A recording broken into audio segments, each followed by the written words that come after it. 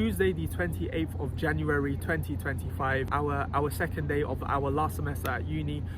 So I arrived at campus at around 9 a.m. today, went into Ground Cafe, doing an hour's worth of work. I felt like there wasn't as much zeal and enjoyment in my work this morning, just because the previous night I had looked at a first draft of another piece of work that I was doing, and like in my mind I was thinking like, this is not very good, this like kind of needs a lot of work.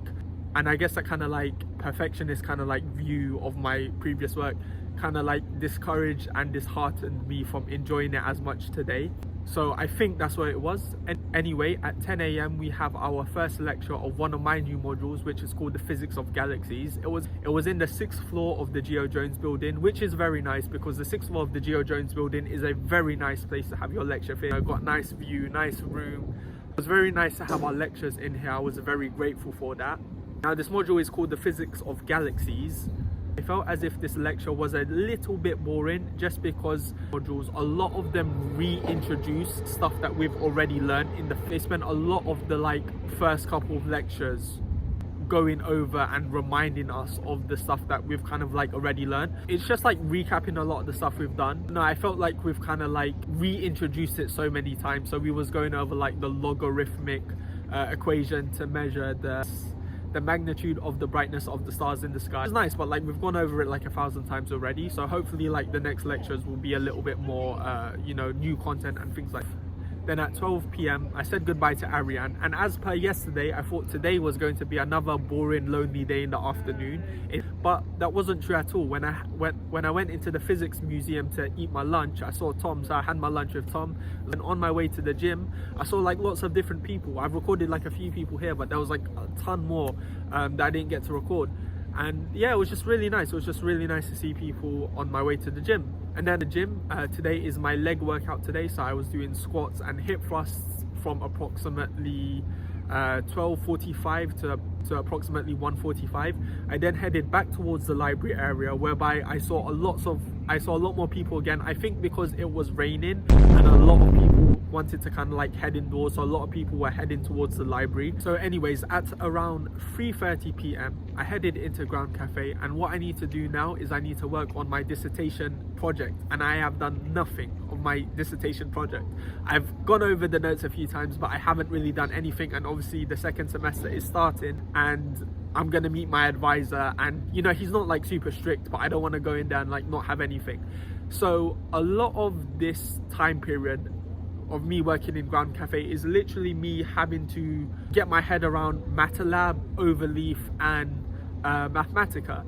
So when we write scientific papers, when I do my dissertation, I have to use something called Overleaf, which is something basically you have to use a software that can account for all the like equations, data, coding and things you put in, like all the things that are needed in like kind of like a scientific report.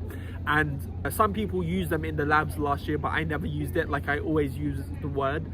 So I was like trying to figure out which software I have to use. So I was looking at MATLAB. So I was like creating an account with MATLAB, and then I realized like, oh okay, no, I don't need MATLAB. MATLAB is for like code, but to actually write my paper I need something called Overleaf, which is different from MATLAB. MATLAB is like the codes, and like, you know, to some people that's like basic knowledge, but for me, like I only hear these things in passing. Like no one's actually like sat me down and told me like the difference. So a lot of this time was just spent distinguishing between the kind of like three, you know, which is better than nothing, right? It's progress. You know, win is a win. So yeah, so at the end of this time period, I had just set up an account with Overleaf, and I had also kind of like figured out how to kind of like write something in Overleaf, which is good, which is a good thing, you know, it's better. Anyway, so at 5:30 p.m. I kind of like left campus, and now in semester one, a lot of the times at the end of the day, when I'd leave campus, when I'd leave uni, I'd feel like kind of like semi-depressed. And I always wondered why, because I was so productive. I went to the gym, I saw so many people, I'd done everything I needed to do in this. So even if the day went exactly to plan, even if everything went the way I wanted it to go, I'd always like find myself like kind of getting like upset at the end of the day. And I felt like that today, and I had come to realize, I've come to know that like the reason why I felt like that is because somewhere along the day there would have been like a trigger. There would have been something that kind of like set me off, annoyed me, and I wouldn't have even realized it, but now I realized it now. And it'll, you know, I feel like someone's angry with me, or I feel like I would have upset someone, or I felt, you know, I could have felt like alone. I could have felt that like there was a lack of closure from all the interactions that I had.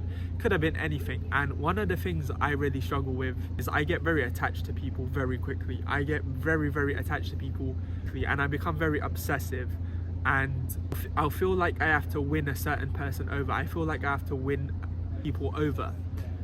And yeah, so when all those things come into play, that's when all the other voices come into play. And that's if I become obsessed over someone, then I have something to prove. And if I didn't prove that, if I didn't get enough time to prove that, I'd feel very regretful. And also, like, if I felt someone was angry with me, I would feel very regretful over something I did that supposedly hurt someone in some sense. And that was what was making me feel bad. But if I just focus on the obsession part, if I just focus on that particular part, what if you're not obsessing over that person, but you're obsessing over the type of person you could be if you were with that person, who you get to become, who you get to play out? And you know, sometimes it's different things, but the main thing, the thing that I kind of like wish I could be, was kind of like a better person. I wish I could be a kinder person, a more friendly person.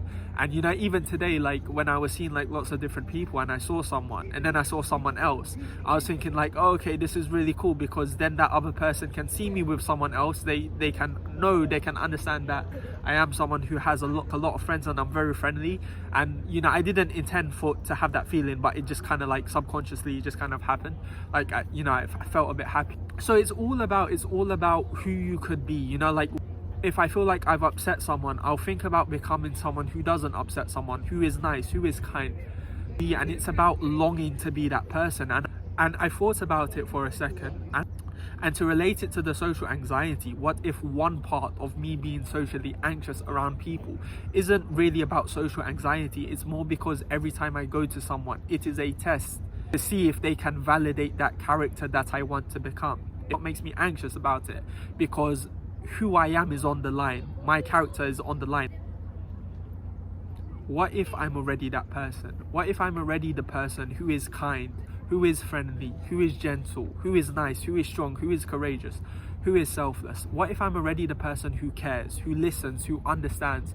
What if I'm already the person who understands that there's a right thing to do, but there's also a right way to do it? What if I'm already the person who speaks to like a multitude of different people, who always listens to people, who always hears them out, who never judges? You know, what if I'm the person who understands that it's more about how you make people feel than what you say to them? What if I'm actually what if I'm already the person who actually cares about people? You know, who's actually thinking of people, who's actually thoughtful?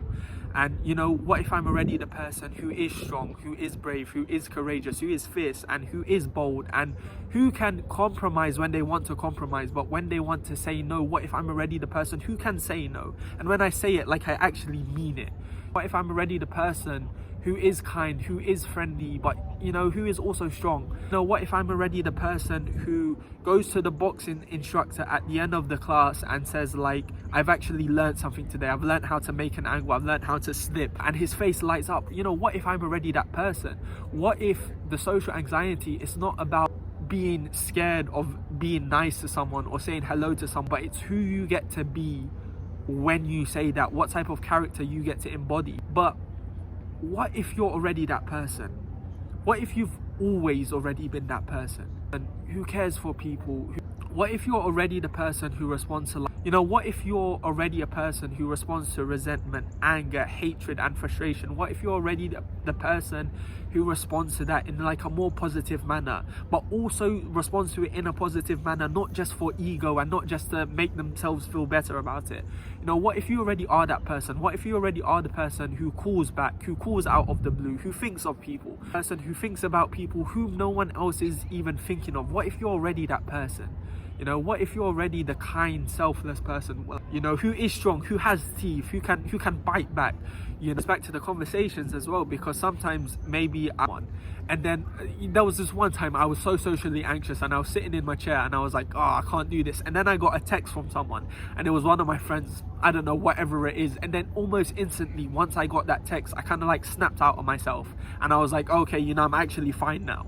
Right? Because that text message, it kind of like it took me out of the identity I've already created for myself, if that kind of makes sense. I've made an identity for myself, and then it took me out of that, and I'll feel regretful because I'll want to go back and I'd want to like prove myself. But what if I don't have to prove myself? What if I'm already that person? What if I've always been that person all along? You know, I had this kind of like idea for myself, someone who is like nice and strong, but like nice and kind, but like in the good way, and not the kind of like showing off way, and you know, nice, but also someone who can't be taken advantage of, and nice and just kind and friendly and loving and caring, and in all the right ways, in all the possible ways, and not just like a in your face kind of way, in a way that kind of like I feel like accepting and humbling, and it's just really nice to do. Maybe I just have to kind of like understand that I am already that person, and you know, the more I think about that person, the more I'll become it as well, because trying to be that person will take me away from that person, and thinking about that person and understanding I'm already that person, I think will bring me closer to it. You know, like you are what you think about, and you know, what I've been doing before is creating self-induced prophecies, I think is the name is. So what if you've been that person? What if you've always been that person? So that's just one thought I wanted to share with you guys. And you know, maybe I'm crazy for this, maybe I'm mad, maybe I'll come back next week and I'll tell you guys it didn't work and there was something else, and maybe I'm freezing my bum out here, you know, telling you guys about this and it's not gonna work. But you know, it's worth a try, and it's better than the alternative, and it's better than I was gonna say it's better than turning to the dark side, but like I just feel like weird saying that around all these people. But you know, yeah, so